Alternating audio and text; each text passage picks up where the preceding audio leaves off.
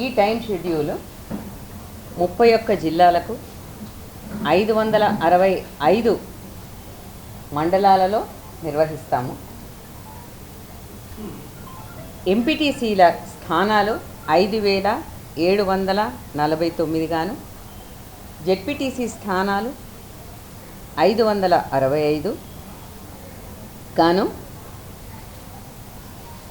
Polling locations 15302 ఎంపీటీసీస్కి, 31377గా గాను నిర్ణయించడం జరిగింది.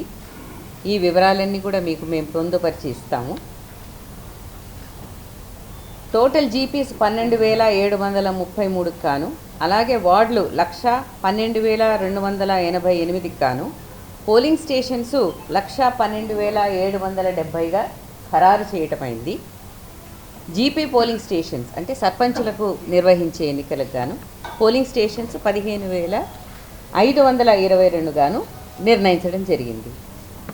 ఈ పోలింగ్ స్టేషన్లో ఈ వేకెన్సీస్కి గాను ఓటర్ల సంఖ్య మేల్ 81,65,894, ఫీమేల్ 85,36,770, అదర్స్ 504.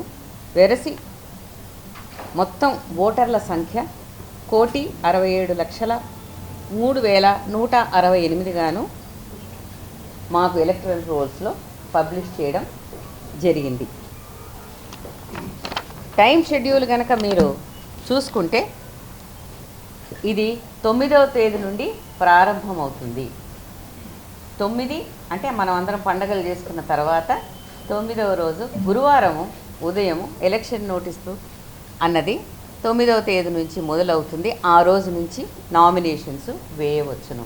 అయితే ఇది దఫాల వారీగా ఉన్నాయి కాబట్టి మొదట ఎంపీటీసీ అండ్ జెడ్పీటీసీ స్థానాలకు, పిదప గ్రామ పంచాయతీలు అలాగే వార్డు స్థానాలకు ఉన్నటువంటి వేకెన్సీస్కి ఈ ఎన్నికలు అనేవి నిర్వహింపబడతాయి. వాస్తవంగా ఇవి 2 ఫేజులు, అవి 3 ఫేజులు కలుపుకుంటే 5 దఫాలుగా ఈ ఎలక్షన్ ఉంటుంది.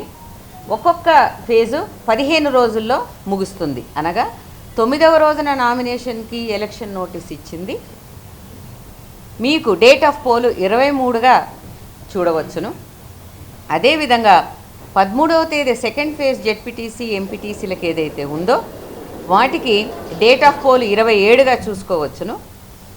గ్రామ పంచాయతీలకు వచ్చేస్తే ఫస్ట్ ఫేజు 17th ఫ్రైడే రోజున మొదలు పెడితే వారికి డేట్ ఆఫ్ పోలు 31వ తేదీ, అదే రోజున మీకు అందరికీ తెలుసు రిజల్ట్స్ కూడా డిక్లేర్ అవుతాయి. మరి సెకండ్ ఫేజ్లో 21వ తేదీకి నామినేషన్స్ మొదలవుతాయి. 4వ తేదీకి మరి డేట్ ఆఫ్ పోలు, అదేవిధంగా వాటికి సంబంధించిన రిజల్ట్స్ కూడా అదే రోజున అవుతాయి. 3వ ఫేజ్లో 25 శనివారం రోజున ఎలక్షన్ నోటీసు అన్నది విడుదల చేస్తే నామినేషన్స్తో మొదలై డేట్ ఆఫ్ పోలు 8వ తేదీ మళ్ళీ శనివారం రోజున అవుతుంది. ఇవన్నీ ముగిసిన పిదప 11వ తేదీన ఎంపీటీసీ అండ్ జెడ్పీటీసీ కౌంటింగ్ అనేది ముగుస్తుంది. కాబట్టి దీన్ని బట్టి ఈ 5 దఫాలని 9వ తేదీ అక్టోబర్న మొదలుపెట్టి 11వ తేదీ నవంబర్కి ఇవి ముగియడం అన్నది ఈ యొక్క టైం షెడ్యూల్లో మీరు చూడవచ్చును. ఇంకా దీంట్లో చాలా డీటెయిల్స్ కూడా ఉంటాయి. అవన్నీ కూడా మీకు పొందుపరిచి ఆ వివరాలతో సహా మీకు ఇవ్వడం జరుగుతుంది. ఈ మొత్తం టైం షెడ్యూల్ని గెజెట్ ద్వారా కూడా మొత్తం అన్ని జిల్లాలకు, అన్ని డిస్ట్రిక్ట్ ఎలక్షన్ అథారిటీస్కి కూడా మేము ఇవ్వడం జరుగుతుంది. ఈరోజు ఈ అనౌన్స్మెంట్కు ఈ క్షణం నుంచే ఎంసీసీ కోడ్ అన్నది మాత్రం వస్తుంది. నోటీసు 9వ తేదీ ఉన్నప్పటికీ మోడల్ కోడ్ ఆఫ్ కండక్ట్ ఇప్పుడు ఈ క్షణం నుంచే అమలులోకి వస్తుంది. కాబట్టి నేను మీ అందరి తరఫున కూడా మరి రాష్ట్ర ప్రభుత్వం వారిని, అలాగే మన దగ్గర ప్రత్యేకంగా ఇచ్చేసినటువంటి డీజీ గారికి మరి ఏమని డైరెక్షన్స్ ఇస్తున్నాము అని అంటే, ఈ ఎంసీసీ కోడ్ చాలా జాగ్రత్తగా పటిష్టంగా పకడ్బందీగా నిర్వహించడానికి చాలా అవసరం. కాబట్టి ఎన్నికల సందర్భంలో ఆ ఎంసీసీ కోడ్ను చాలా జాగ్రత్తగా నిర్వర్తించాలని చెప్పేసి వారిని నేను కోరుకుంటూ ఉన్నాను.